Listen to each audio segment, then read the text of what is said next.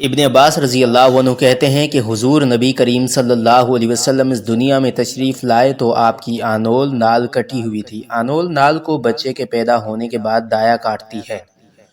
آپ ختنہ شدہ پیدا ہوئے۔ عبد المطلب یہ دیکھ کر بے حد حیران ہوئے اور خوش بھی۔ وہ کہا کرتے تھے میرا بیٹا نرالی شان کا ہوگا۔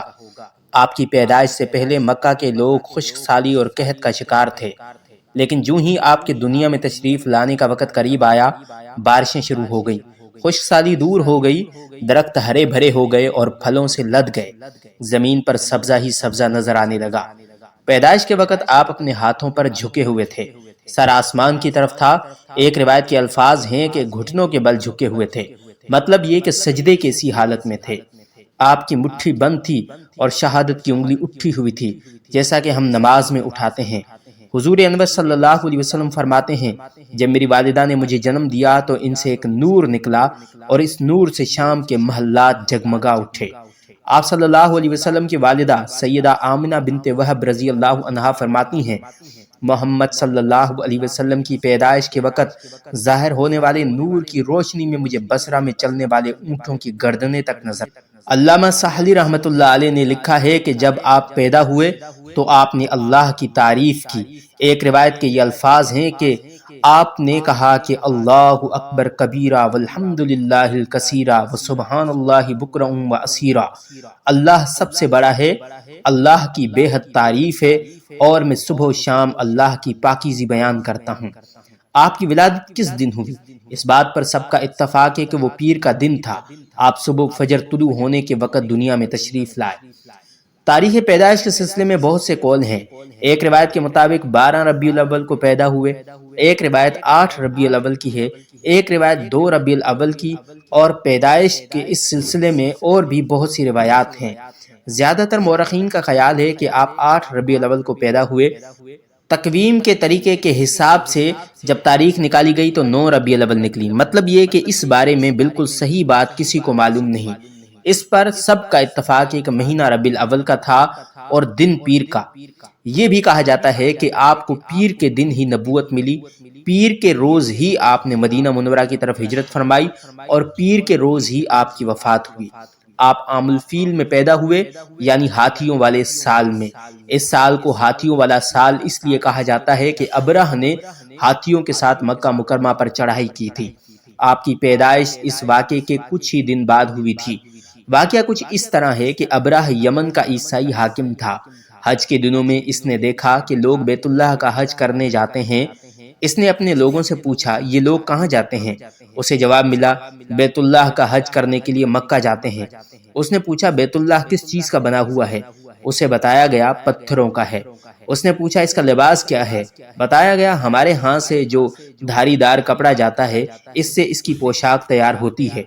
ابرہ عیسائی تھا۔ ساری بات سن کر اس نے کہا مسیح کی قسم میں تم لوگوں کے لیے اچھا گھر تعمیر کروں گا۔ اس طرح اس نے سرخ سفید زرد اور سیاہ پتھروں سے ایک گھر بنوایا، سونے اور چاندی سے اس کو سجایا، اس میں کئی دروازے رکھوائے، اس میں سونے کے پتھر جڑوائے، اس کے درمیان میں جواہر لگوائے، اس مکان میں ایک بڑا سا یاقوت لگوایا، پردے لگوائے، وہاں خوشبوئیں سلگانے کا انتظام کیا۔ اس کی دیواروں پر اس قدر مشک ملا جاتا کہ وہ سیاہ رنگ کی ہو گئیں، یہاں تک کہ جواہر بھی نظر نہیں آتے تھے۔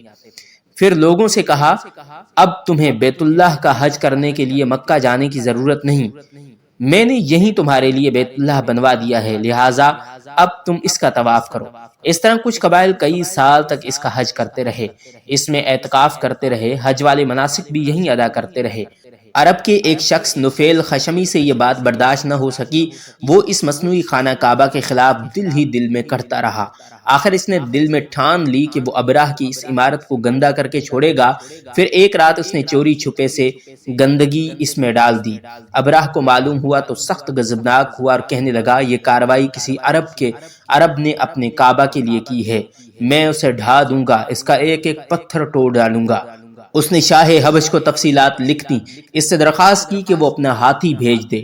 اس ہاتھی کا نام محمود تھا۔ یہ اس قدر بڑا تھا، اتنا بڑا ہاتھی روئے زمین پر نہیں دیکھا گیا۔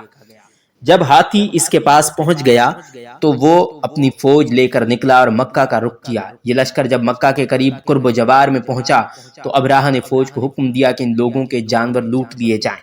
اس کے حکم سے فوجیوں نے جانور پکڑ لیے۔ ان میں عبد المطلب کے 200 اونٹ بھی تھے۔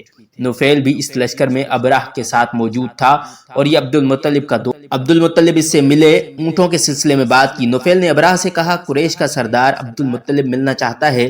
یہ شخص تمام عرب کا سردار ہے، شرف اور بزرگی اسے حاصل ہے، لوگوں میں اس کا بہت بڑا اثر رسوخ ہے، لوگوں کو اچھے اچھے گھوڑے دیتا ہے، انہیں عطیات دیتا ہے، کھانا کھلاتا ہے۔ یہ گویا عبد المطلب کا تعارف تھا۔ ابراہ نے انہیں ملاقات کے لیے بلا لیا۔ ابراہ نے ان سے پوچھا، بتائیے آپ کیا چاہتے ہیں؟ انہوں نے جواب دیا، میں چاہتا ہوں میرے اونٹ مجھے واپس مل جائیں۔ ان کی بات سن کر ابراہ بہت حیران ہوا۔ اس نے کہا، مجھے تو بتایا گیا تھا کہ آپ عرب کے سردار ہیں، بہت عزت و بزرگی کے مالک ہیں، لیکن لگتا ہے مجھ سے غلط بیانی کی گئی ہے، کیونکہ میرا خیال تھا کہ آپ مجھ سے بیت اللہ کے بارے میں بات کریں گے، جس کو میں گرانے آیا ہوں اور جس کے ساتھ آپ سب کی عزت وابستہ ہے، لیکن آپ تو سرے سے اس کی بات ہی نہیں کر رہے اور اپنے اونٹوں کا رونا لے کر بیٹھ گئے۔ یہ کیا بات ہوئی؟ اس کی بات سن کر عبد المطلب بولے، آپ میرے اونٹ واپس کر دیں، بیت اللہ کے ساتھ جو چاہیں کریں، اس کے لیے اس گھر کا ایک پروردگار ہے، وہ خود ہی اس کی حفاظت کرے گا، مجھے اس کے لیے فکر مند ہونے کی ضرورت نہیں۔ ان کی بات سن کر ابراہ نے حکم دیا، ان کے اونٹ واپس دے دیے جائیں۔ جب انہیں ان کے اونٹ واپس مل گئے تو انہوں نے ان کی سموں پر چمڑے چڑھا دیے، ان پر نشان لگا دیے، انہیں قربانی کے لیے وقف کر کے حرم میں چھوڑ دیا تاکہ پھر کوئی انہیں پکڑ لے تو حرم کا پروردگار اس پر غضبناک ہو۔ پھر عبد المطلب ہرا پہاڑ پر چڑھ گئے۔ ان کے ساتھ ان کے کچھ دوست تھے۔ انہوں نے اللہ سے درخواست کی، اللہ، انسان اپنے سامان کی حفاظت کرتا ہے، تو اپنے سامان کی حفاظت کر۔ ادھر سے ابراہ اپنا لشکر لے کر آگے بڑھا۔ وہ خود ہاتھی پر سوار لشکر کے درمیان میں موجود تھا۔ ایسے میں اس کے ہاتھی نے آگے بڑھنے سے انکار کر دیا۔ وہ زمین پر بیٹھ گیا۔ ہاتھی بانوں نے اسے اٹھانے کی کوشش کی لیکن وہ نہ اٹھا۔ انہوں نے اس کے سر پر ضربیں لگائیں، آنکھ چبھوئے مگر وہ کھڑا نہ ہوا۔ کچھ سوچ کر انہوں نے اس کا رخ یمن کی طرف کیا تو وہ فوراً اس طرف چلنے لگا۔ اس کا رخ پھر مکہ کی طرف کیا گیا تو رک گیا۔ ہاتھی بانوں نے یہ حربہ بار بار کیا۔ آخر ابراہ نے حکم دیا کہ ہاتھی کو شراب پلائی جائے تاکہ نشے میں سے کچھ ہوش نہ رہ جائے اور ہم اسے مکہ کی طرف آگے بڑھا سکیں۔ چنانچہ اسے شراب پلائی گئی لیکن اس پر اس کا بھی اثر نہ ہوا۔